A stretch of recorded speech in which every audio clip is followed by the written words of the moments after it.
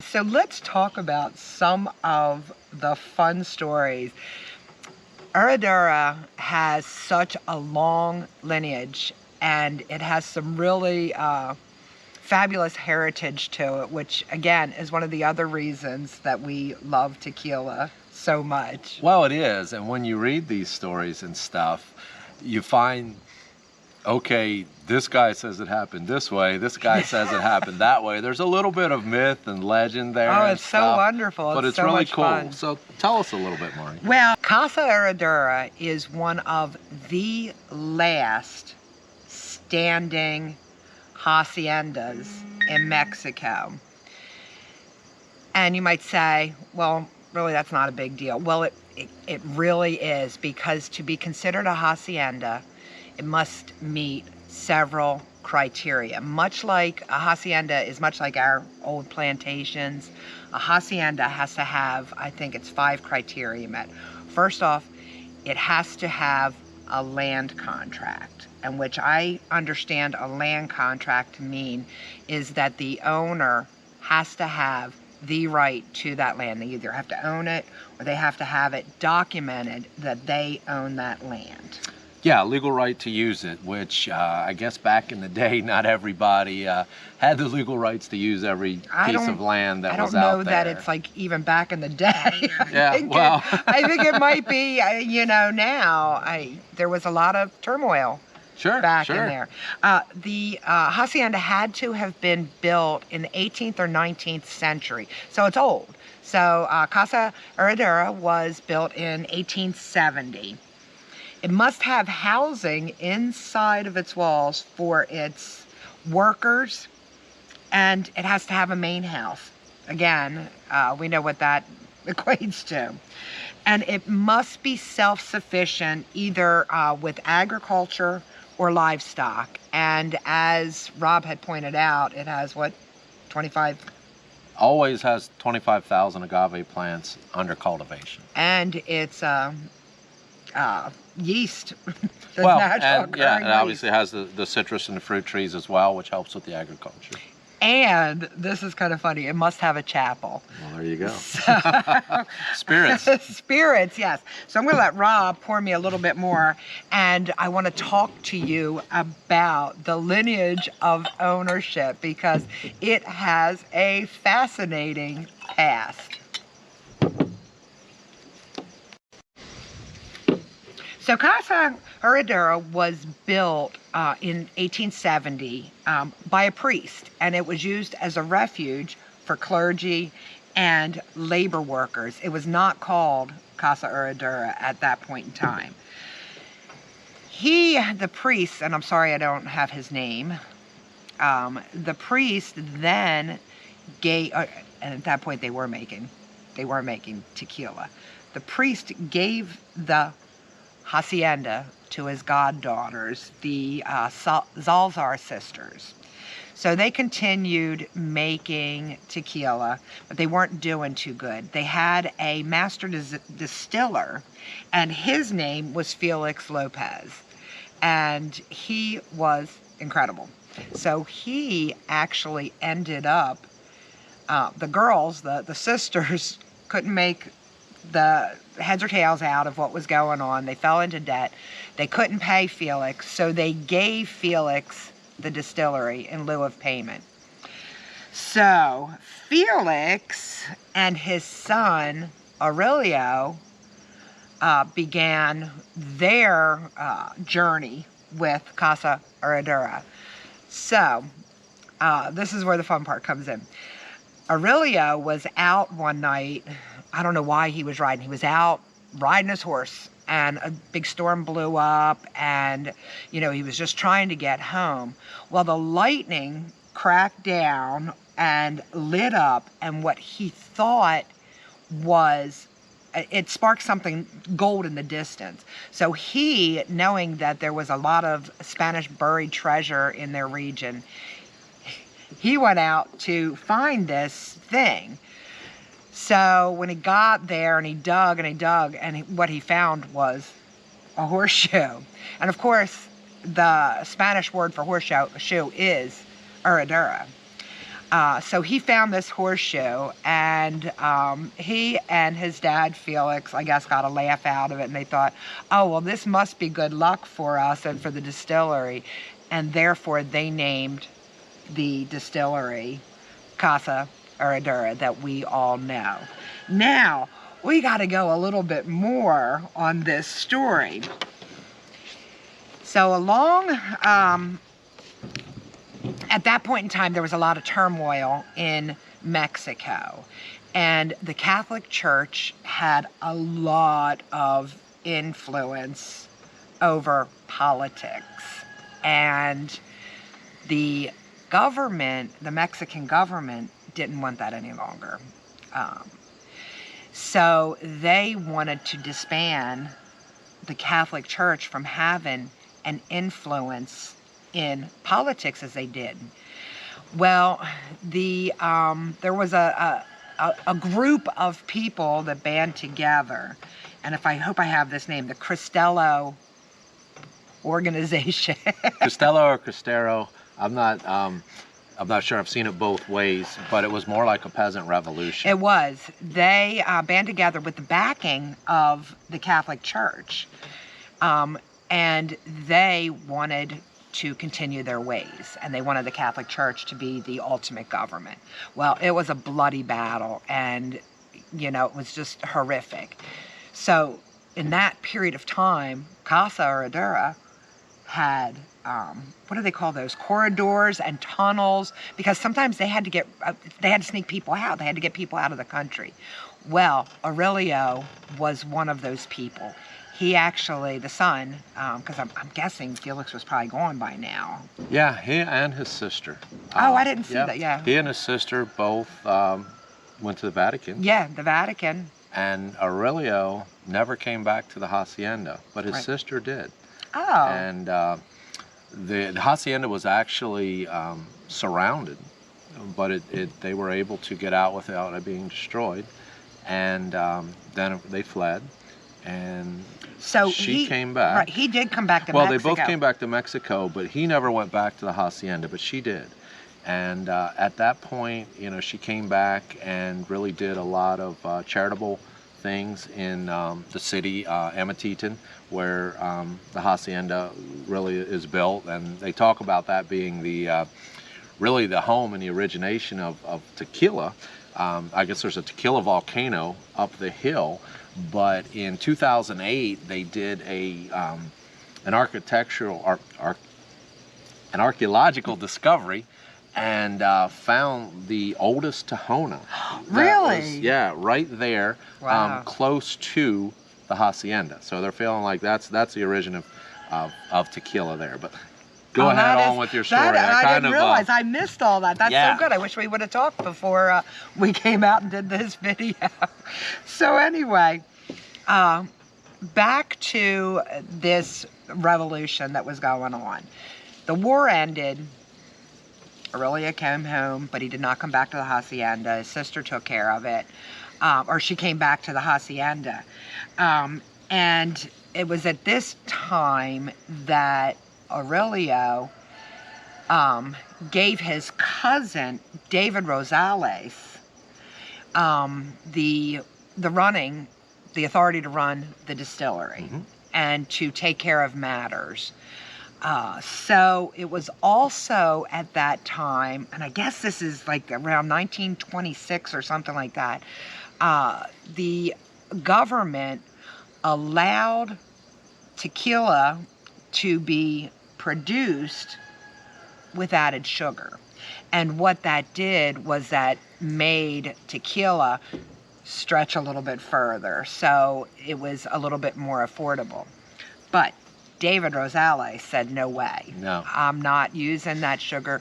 We are going to stick to our ways, and we are going to produce 100% blue agave tequila. And that's the way we've been doing it. That's the way we're going to continue doing it.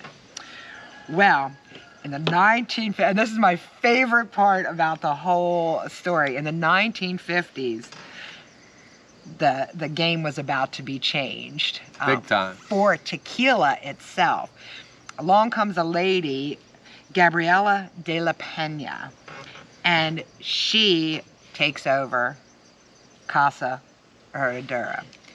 Well, she is a masterful producer and a master distiller, and she introduced, first she introduced in 1962 the Herradura Anejo. They weren't making Anejo before that. Barrel aged for 25 months, and which is twice the industry standard.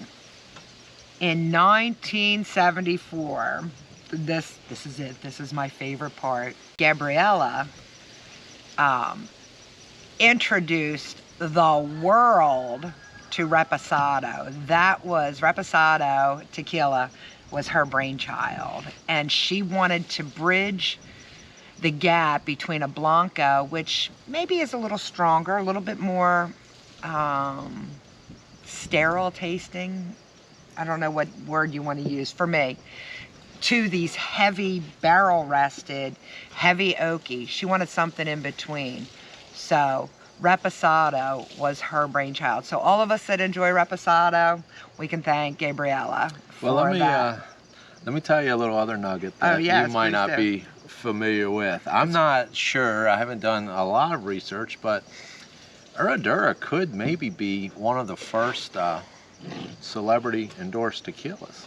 Really? Yeah, because back in 1955, Bing Crosby. No, really? How funny. Bing Crosby and Phil Harris decided that they wanted to bring tequila into the United States and promote it, and they formed an import company with Herradura, and so they started to bring it in. That started really increasing the popularity of Herradura. Wow, how awesome is that? I love that. I'm not ever much for celebrity tequila just because they can promote it on their own, but this one I'll still stick to it every day. And so wow, what a great story. Well, then in the 1990s, she introduced the Extra Anejo. Yeah. Not to be mistaken as the Ultra or the Cristalano. That was not hers. And we're not even going to talk about that. You guys that drink that, you can take that one or leave it. During her 40 years as owner, distiller, master distiller, she ended up building the new distillery right next to the old distillery, and now the old distillery is a museum that we can all enjoy when we go down to see them. In 2007... What happened? Oh my gosh, oh my gosh. Brown-Forman Group bought the distillery for $878 million. Can you imagine? $878 million. But tell us who Brown-Forman is. Well, somewhere before that deal closed, when you saw the contract at 878, they came back in and knocked 100 million off. They closed at 776 million. And Brown-Forman, well, just so you know too, the museum and I guess right around the original house and stuff, that's still owned by the family. Brown-Forman owns the rest of it, but that still stays in the family. But so it was 125 years that it was a distillery before they did anything with it. So Brown-Forman is the owner of Jack Daniel's, and they also do Finlandia vodka. They do Korbel champagne. Southern Comfort. They do Sonoma Cutter wine. Yeah, Sonoma Cutter wine. El Jimador we talked about. And what's that other thing that it's not grenadine. It's oh my goodness, Chambord. Oh really? Yeah. That is so funny. Yeah, they own Chambord and Old Forester whiskey and Woodford Reserve. Wow, pretty amazing. I usually like to go for a smaller craft tequila. The thing is, I have no issue with this. I still have no issue with this. Yeah, well, and they're American-owned company that are here. They use a Mexican company to do the operations and everything, and it's a pretty neat program. Yeah, they still put out a beautiful, easily accessible tequila. You can find Herradura anywhere, just about every single bar, every Mexican restaurant, every liquor store, and it's affordable. It's somewhere around $49, maybe $59. Not much for that. Even if you are cruising around those little border towns and you want to just enjoy the tequila bars, you can find Herradura. Yeah, absolutely. As well. Absolutely. We like Herradura, and so tell us one more thing. Well, you talked about let me have a little bit more of that. Oh, I was closing it up. So actually, I meant to tell you, when you were talking about the name of the hacienda, on the front of the bottle here, the original name, San Jose del Refugio, that was one of the names. That is, Yeah. yes, that was, I'm sorry, That's on there that was the name, that's the priest. Yeah. And they had a mezcal operation, and for spiritual reasons, he kept it. So, Love some mezcal reasons. tell me though, why is the horseshoe upside down? That's not good luck. Well, you're right. You guys noticed this, that the horseshoe is not upside down. And that is done for a reason. Because Felix and Aurelio? Because Felix and Aurelio said that for anyone that drinks Herradura is going to be awarded good luck and good fortune. When you turn that bottle up, the horseshoe is right side up. Gives you good luck. Gives you good luck. And maybe that's why we drink so much of it. Tequila does make you lucky sometimes. Hilarious. Okay. So, before we get out of here, we want to show you one thing. As you know, we do like tequila. We do consume a few bottles of that, and we want to be good, eco-friendly consumers. So, what do we do with our tequila bottles? We make lanterns and we give them to all those that join us for a bottle of tequila. As travelers, it's important to have products that are that stand up easily, that don't shift around a lot. And these bottles are perfect because they're kind of rectangle-ish. They're short. They've got a nice base. Solid base. So obviously we emptied the bottle. We put some citronella in it. This is how it works. Empty bottle. Take the lid off. After you get your Amazon delivery. Now, the hardcore people, they do this from like the hardware store or something. For me, I just get it on Amazon. And the link they give is it to you. The link is down, of course. Oh, it's in the notes. In our notes. So you get this little brass fitting here. You put two little O-rings on it. Shove it in. And see, it holds. That's why you got the O-rings. They hold there. You have your wick. You trim your wick down till it's about a ½ an inch out. Maureen has already put the citronella fluid in there. It's got a nice little cap to it. We can shut it in the end, and let's light it. Oh gosh, I hope it lights. We haven't tried it yet.